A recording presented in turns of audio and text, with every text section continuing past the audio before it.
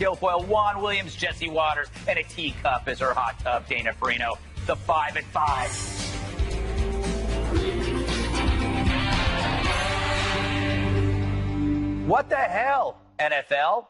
They're kneeling, they're standing, they're locking arms. What's next, downward dog? Some players kneeled for the anthem in England, but stood for God Save the Queen. Yeah, because the British Empire was so amazing, it sent 3 million Africans into slavery. The players stood for the most imperialist empire of all time. I'm officially outraged. I now protest the protesters. See how easy that was? Some Redskins took a knee, so they're fine with what's on their helmet, but not the flag. Maybe because this issue has only one extra ingredient, Trump. And how about those Raiders? Their emblem's a pirate. I'm not sure, but I bet pirates weren't community organizers. So kneeling's now a protest against racism. Others say it disrespects the flag. Others sees it as a time to stretch their quads. That's LaShawn McCoy stretching during the anthem. He got 21 yards on 14 carries. So keep stretching, champ. Now, this all started with Colin. Nancy, can you help me with his last name? Colin Kaepernick doing what he did. Exactly. Colin took a knee, but let's not forget, he also wore socks with pigs dressed as cops on them. So don't blame Donald Trump for politicizing football. He didn't wear the socks or inject division into a game. Now, you could disagree with him, but don't be shocked by him. You protest on the clock, a businessman's going to want to fire you. You run a restaurant and a waiter starts chanting meat is murder, you're going to fire him. That's how bosses think. Believe me, I know. So you notice a trend here. What do the NFL, ESPN, the Emmys, the college campus, the Democratic Party all have in common? They're all crippled by identity politics. This politics of separation replaces patriotism, here literally, and wraps around your brain like a warm, suffocating blanket. So goodbye, football. Bow down to the new national pastime, identity politics. The worst team sport ever, because we all lose. All right, Juan, how awesome is this? That now the anthem is the most exciting, important part of the game. I mean, that's kind of the net plus here. Well, it's the news all weekend. I mean, that was bigger news than any of the football things, except for that guy who kicked the field goal at the end of the Eagles-Giants game and set a record. Go Eagles. I did that for you. Broncos won, too. But I disagree with you about who introduced divisiveness here. I think Trump was being very and intentionally divisive. When he said this down in Alabama, I think he's thinking it's going to stir his supporters. And his supporters are on the other side of the Black Lives Matter issue. And he says, oh, I don't have any awareness that this is a racial issue. I mean, come on. But he upsets, I think he offends and upsets every race, creed, or color. I mean, Paul Ryan is not black. John McCain is not black. Robert Kraft is not black. Yeah. Robert Kraft is his buddy, and Robert Kraft said... There you go. So it's not a race issue. There you go. Thank you for proving my point, Juan. This is the end of the show. We're moving back to 9. Kimberly. Very good amicus brief there, Juan, in support of Mr. Gutfeld's argument. Kimberly, everybody seems to be taking a knee everywhere but church. Yes, well, that's the thing. Look, I don't like to see this happen in sports and in the NFL and, people staying in the locker room, but I love the guy that came out. Let me tell you, that was fantastic. So I think that the problem is the media has such an obsession with President Trump. That they love him, but they hate him, and they love to hate him. They want to keep this thing going. He's going to be himself. He's not going to, go through some magic transformation because he became president. His personality, the way he is, and focus as like a businessman, that's where he comes from in his center, is talking about that. What's practical? Okay, well, if this was my business and this is what people were doing, this is what I would do. So he's giving sort of unsolicited advice. Does it have an impact? Sure. Because now people want to react and say, okay, we're not going to stand for the national anthem. We're not going to respect the country and the patriots because we're actually now peeved. Yeah. We're peeved at Trump, and we're irritated that he told us that we should stand. Jesse, you know what? President Trump did what Colin Kaepernick did. He raised awareness. He protested. He used his voice. By the way, his name is Alejandro Villanueva. Top-selling jersey. Villanueva. Top-selling jersey in the last 24 hours. That's right. Trump's not being divisive. The people that kneel during the anthem, I consider that divisive. Trump is criticizing divisive behavior and ripping people that kneel isn't racist. He spent the last week criticizing Crooked Hillary, who's as white as you can see. The only time the left defends football is when people disrespect the country. For the years, the left, before the controversy, this is a bunch of hooligans, this is a bunch of knuckle draggers, Remember the brain injuries, they're domestic violence abuses, you're taking men away from their wives on Sunday, the logos are racist. Now it's completely the opposite. Tim Tebow took a knee to pray. He was mocked. Right. These guys kneel to trash the flag, and they're celebrated as heroes. Now, Trump got a little carried away, I think, in Alabama when he used the phrase SOB. I don't think he'd use that word to their face. But I do think he was expressing the view of a majority of the country. No one thinks these guys should be kneeling during the anthem. It's disrespectful. It's not your platform to do it. You can't do whatever you want at work. You have the right to do it, but the boss has a right to fire you. The time during the anthem is a time to honor the soldiers who died fighting for the flag, not a time to push your grievance. Dana, I'm okay with a protest. It's nonviolent. Nobody's getting hurt. But then you must be okay with the response, because the response is part of the protest. The protest is meant to upset people. So when the people get upset, how can you be surprised? How can you be mad at them? Donald Trump is essentially a viewer. He's a viewer who watches. He's every guy at home going, why are they doing it? Well, and increasingly, a lot of women. I mean, that's one thing that's actually been impressive about the NFL in the past 10 years is that their marketing program has been about family. It's actually quite a conservative message, which is that everyone should gather together. That's what you should see that, like, their marketing expertise when it comes to these jerseys. If you go and look at how many women were actually buying those jerseys, I bet it was pretty high. So they had actually diversified and done all these great things. And then Kaepernick does his kneeling thing, was it 2 years ago? Yeah. And no one does anything. Right? So if you're wearing the uniform, I'm assuming that means you're at work. Right. If you're at work, are you allowed to do things that are against the rules of the organization? If we did that, we'd be fired. That has actually happened. So I think that when you're thinking about divisiveness, I agree with Jesse. Like, it started with Kaepernick wanting to make a protest. I understand that, absolutely willing to do that. What I think is amazing here is that I don't necessarily think Trump meant to do this. Really? I don't know. At his speech, I think he was just like riffing. He was like, oh, and by the way, and then all of a sudden, there goes Infrastructure Week again. But it actually helps solidify his base even more, because people are like, you know what? Heck yeah, this is exactly what I believe. But I would bet for all of those people that protested, that kneeled, I think, what was it, 13% of players? That means that 81% or whatever. It was like 1 out of 8 NFL players. They didn't do it. Okay, fine. But if you were to ask all of them, why are you protesting? Why are you protesting? So it started with Kaepernick complaining that white officers were being let off for having killed black children in the line of duty. And he's mad about that, so he protests about that. Now, if you were to ask people, why are you protesting? Well, I'm protesting because he called my mother. He insulted my mother when he said SOBs. I'm protesting because he insulted the franchise. It was about him. It was about them. So basically, now the protest is completely watered down. Yeah, it's actually now if you are protesting the flag, you're protesting Donald Trump, which I think is a win for Donald Trump. Exactly. Are they conflating the issues? Conflating, a great word. Shall we go to Donald Trump? I think he's saying something below a helicopter or near one. I think it's very disrespectful to our flag and to our country. So I certainly think the owners should do something about it. There was great solidarity. I watched a little bit, and I will say that there was tremendous solidarity for our flag and for our country. This has nothing to do with race. I've never said anything about race. This has nothing to do with race or anything else. This has to do with respect for our country and respect for our flag. Kimberly, this is quite a contrast. People see the flag and they go, symbol of oppression. He sees the flag and this represents the courage of the country. Can we reconcile this? Yeah, and service to the country. We can even reconcile. It'll be no problem. So, yeah, sees it as service to the country, patriotism. And you know what he said? I didn't just wake up one morning and say, okay, I'm a president without an opinion. He has an opinion. He was giving it. He's entitled to it. The people that are upset with him now, I guess they're kneeling because they're upset. They don't support, President Trump. I don't know. Again, let's talk about coming together as a country and about what unites us that makes this country so special and accepting and open and inviting to so many people from all over the world that have made families here and careers and established, for generations. to be able to live and thrive here, so that this is a wealthy, strong, powerful country, a loyal country that can help others in times of need, like we've seen.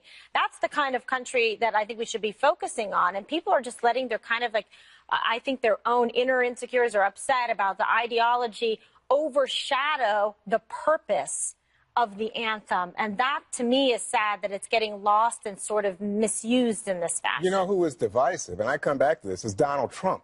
And I don't think there's any question. I think the NFL owners said quite clearly the reason they stood on the field with the players, right, is because they said we are not going to allow ourselves to be divided by President Trump, who is using it as a political football, the NFL. I mean, there's no question when you look at the history of sports, right now, the teams didn't even get on the field for the anthem until recently. I think it's sometime in the early 2000s. I mean, used to they just played the anthem. Then then you saw the military start to buy events. They paid, and I thought that was outrage. I thought the teams like my team, the Washington football team, just put on this military display. No, they were being paid. The military sought this out very purposefully. It was part of their marketing budget because they were looking to try to find people who would want to join. Correct. And also just to build this whole sense of patriotism up. They're the ones that conflate it. And then but the final point, the key point to me is that what Colin Kaepernick did, and by the way, Colin Kaepernick's jersey is the top selling, generally, jersey in the country. So what you get, a lot of social justice warriors out there. And this guy who, for the Steelers, who stood, guess what he said? I agree with Colin Kaepernick. I think the NFL completely mishandled it, as they mishandled Deflategate, concussions, and domestic violence. Right now, you have the NFL fining players for trying to commemorate fallen officers with a decal on their cleat or 9/11 victims. But there's no sanction whatsoever for kneeling during the national anthem. It's crazy. The Steelers player, Villanueva, you brought that up. He's now being criticized by his own coach for standing with his hand over his heart during the national anthem. Why? Ratings are down. Why, Jesse? Because he was the only one that didn't do it as a member of the team. Because they had a team. It's like all of us got together and we made a decision. Sometimes the country comes before the team, Juan. He's a veteran who served in Afghanistan for 3 tours. He's not going to stand inside while everybody else is singing the anthem. I'm just saying, Jesse, it meant something to him, so he did it. The coach was not criticizing him for having a political stand. In fact, I think everybody would say hats off. This man served 3 tours. But the idea is the team made a decision, and even his teammates who love him said, we thought we were all in this together. Okay, so this guy is not a hero, but Kaepernick, who is the only one who knelt, is a hero? You can't have it both ways. Right. Yes, I can, because Kaepernick, in fact, to many people, is standing. You got to go back and look How's Kaepernick standing? Standing on principle. We can continue this in the B block, because this story is not going away, much like us. We're here to stay at 5 p.m. We're never doing that again. Yeah. Night was scary. It was too late. You go, Greg. People on the street out there. Yeah. All right, more on President Trump's feud with National Football League. And later, Sean Hannity joins us on set. You might have heard of him. He hosts the Lou Dobbs Tonight, I believe. We shall return.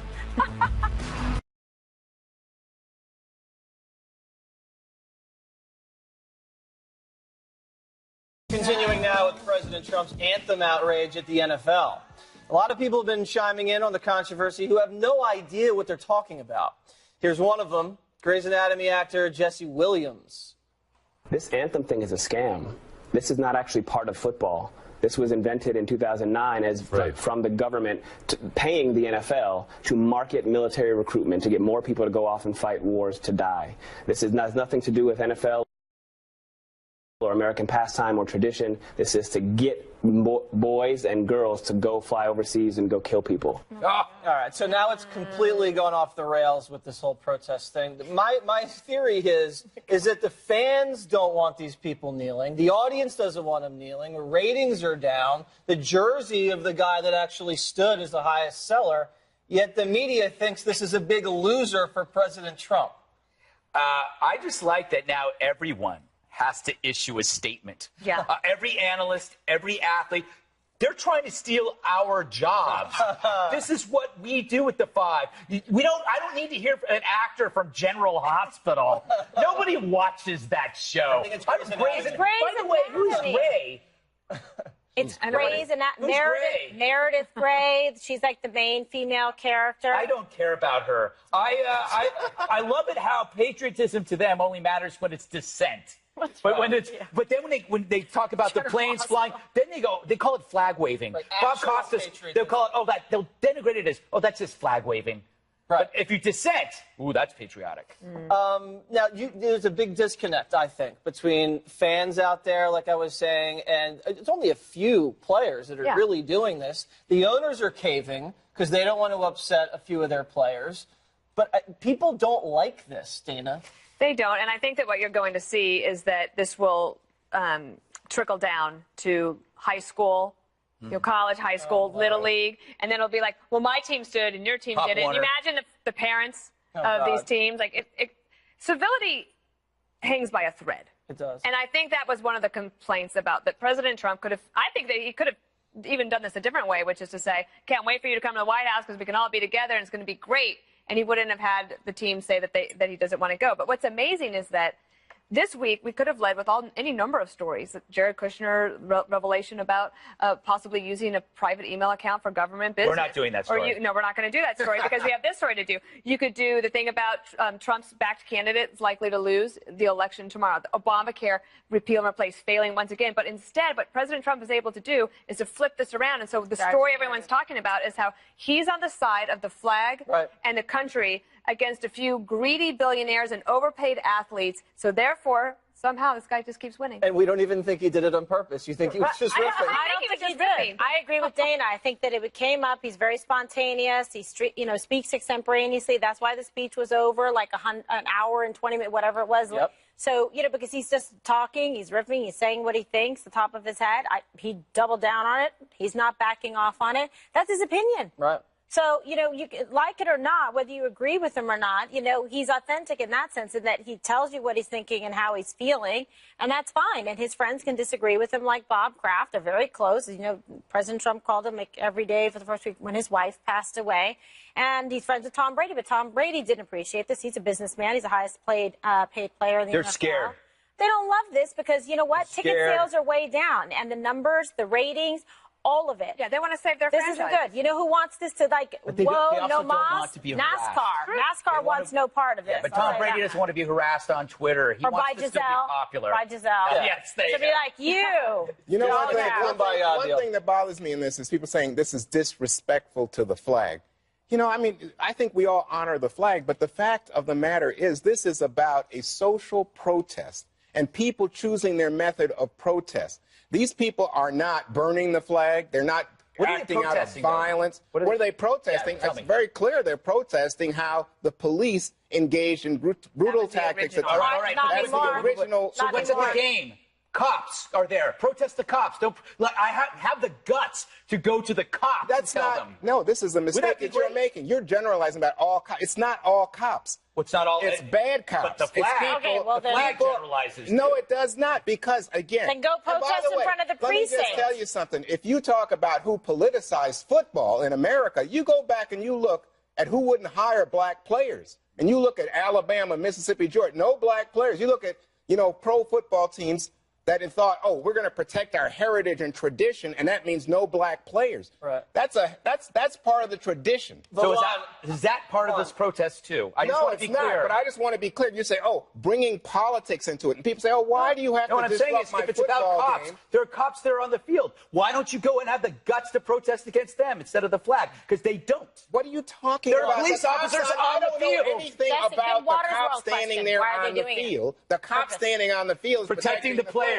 Yeah. So that means bad cops. You don't see the irony in that? No. I just think, Juan, that kneeling for the anthem does not garner any sympathy for the cause these people say they're trying to accomplish. Is that why Stevie Wonder to Eddie it's not working. Yesterday? It's actually failing. You watch. This is going to grow. I am watching, and no one else is because the ratings are down. Sean Hannity joins the 5 next. He has a big show to tell you about. Brand new time slot with a special guest who rarely does interviews. Sean coming right up.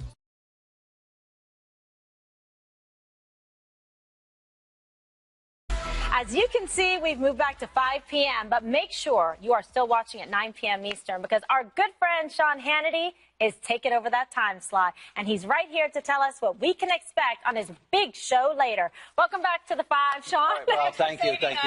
Well, thank you. We owe you. You hated being at 9. No, I didn't hate it, and I tried not to complain. But the truth is, I never got used to it. You know the key words? I try not to complain. I try not to complain, and I never really got used to it. And I would prefer to go to bed, but I won't go to bed till after your show. Yeah, well, you know, there are a lot of people that said to me, I can't stay up and watch your show at 10. I'm like, yes, you can. I mean, it's important. Well, they did. Fox and Friends is happy. They said they're going to watch it because Kilmeade said he used to doze off by like 10:30 at the halfway mark. So now they're going to get to see it. You know, it's funny. When you really think about cable battles, wars, we lost 3/4 of our primetime audience. And the fact that the channel, and I'm saying thanks to all those people out there, because they've been so supportive. We've asked He a was lot of laughing. that. He just got done saying, who would have ever thought Hannity made it to the... Whoever thought he would have been the last in my pool. I know. I thought you were supposed to go. Oh, my God. Waters World Hits. Okay, I really appreciate that. I was wrong. I admit it. That doesn't happen a lot. Now you have to be nice to Sean. Before, when you were with O'Reilly, you didn't have to be. This is the first time we've ever been on the set together. Oh, this allowed? is interesting. It wasn't allowed before. This is interesting. Yeah, arm wrestle, although he'd smoke you. Yeah, I've seen the training videos. Have you seen them? It's a good point. There were like 8 or 9 serious crises that this company went through, and one could have sunk any network. And it's a testament to the audience. It is. And I think the system that has been created and loyalty, because one of these could have. Yeah. You know, but I'll say this. One of the reasons, and all of you that have been here from the beginning, I think you know that I've been the biggest champion fan of this show. And you guys used to always ask me, why do you think? I said, this is a hit show. And I said, there's such amazing chemistry.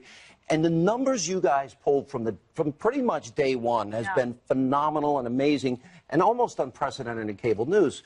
But with all that said, yeah, I never would have thought I'm the bridge between 2 generations. But you know what? This is going back to the beginning because you were at 9 o'clock so many years ago. So to me, it feels really good, like going home again. And I'm super excited to watch tonight because you have a huge interview with a man who doesn't give interviews, Steve Bannon. You can talk with him about I have interviews this week with 4 people that rarely give interviews. Fantastic. 4. Can you give us a hint? Well, Nope. What can we expect tonight? Well, tonight's going to be really good. Obviously, we're talking about the same football issue you're talking about. Yeah.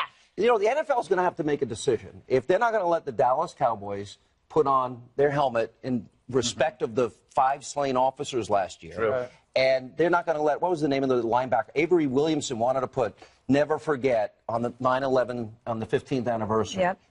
And then they're going to allow the players to take a knee. Either they allow it or they don't allow it. Right. To me, one of the things I love about sports is that we get out of the political world. It unites everybody. And we like to see the most talented, gifted.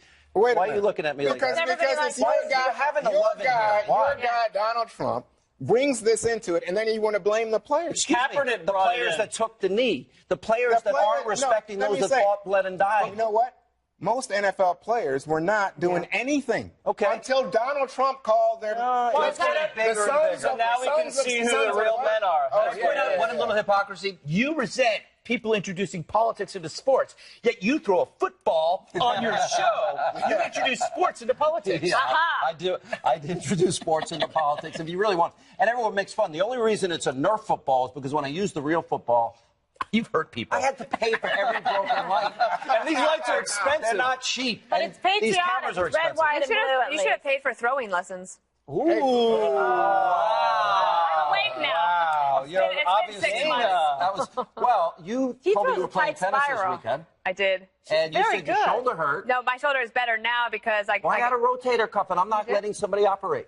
Really? I thought that was the only way that you could get it healed. It was to operate. Yeah, that's the only way. That's why I throw. She's a I good go a little tennis player. sidearm. You got to see it. by I the way, particularly like so the coach. You're going to talk to Bannon, and Bannon will be down in Alabama, and we got a big Senate race there tomorrow. Big Senate race. Now he is supporting Judge Moore, Roy Moore, right? So am I. The Ayatollah of Alabama. Oh wow! The Ayatollah of Alabama. That's what he is. Right? Wow. But wow. A smear. Get out of here. Smear. Ayatollah's not a nice guy. But I think the show is so good. But fair I'm balance. thinking to myself, my man Sean is not going to buck The president. He's not going to buck Trump. But Trump is supporting Big Luther. Okay, I've already endorsed Roy Moore. And before that, I endorsed Mo Brooks. So, frankly, Luther Strange is 1 for 3. I'll tell you why I think it is. My anger is at Mitch McConnell right now. He's at an 18% approval rating in his own home state of Kentucky. And it's really simple. It's when you make promises in life and you give your word, you show a sense of urgency. My biggest complaint about all of government, Republicans and Democrats, is they're not serving the 50 million Americans in poverty on food stamps, out of the labor force, 51-year low home ownership rate. These are real Americans. They're really suffering, and government is failing them at a spectacular level. And maybe as somebody who's a conservative that votes more Republican, I expect more out of them. I know you're the party of no. The Democratic Party. No, I say, I forgot who was the obstructionist party last You're the party of keep your doctor plan and save money. Can I ask you though something about that? Because I don't know a ton about that race, but so Roy Moore has said from the beginning that he was against the wall. He's recently backtracked on that. Yes. And he's been against the Graham-Cassidy bill to repeal and replace Obamacare. So wouldn't he be just as much a problem for President Trump as he is for Mitch McConnell? I think the reason Mitch McConnell, last I read, I think it's about $3.5 million he's put in other, what we call, you and I have this discussion privately a lot, establishment. I want people that really are jazzed and motivated and don't go on vacation. They have the best health care. They have barbershops. They have workout rooms. No, I get that. I was just not, but I'm actually just curious about this race in particular. Barbershops? You didn't hear about the Senate barbershop? You can't tell. That's a good point. At least you still need one. Point. You know, look, at the end of the day, I think we could do so much better for the American people. I don't disagree. I just am curious about this particular case because he actually works against, he says he was against it. I know he's changed his mind on the wall of late. But Luther Strange has actually been for President Trump all along. But because he's as long as we get the agenda done, I'd be happy. Right. You know, and agree. It's funny. In 2014, I put out the Conservative Solution Caucus, and the solutions are simple. You balance your budget, you live within your means, you repeal and replace Obamacare, health cooperatives, health savings accounts, you control your borders, you have a tough national defense. We want every American. I'm the dishwasher. I'm the guy at 12 washing dishes by hand, and I have had an opportunity to have the American dream work in my life at a spectacular level that I can tell you right now I never deserved. And I just want every single person to have the rung of the ladder put in place, and government is an obstacle.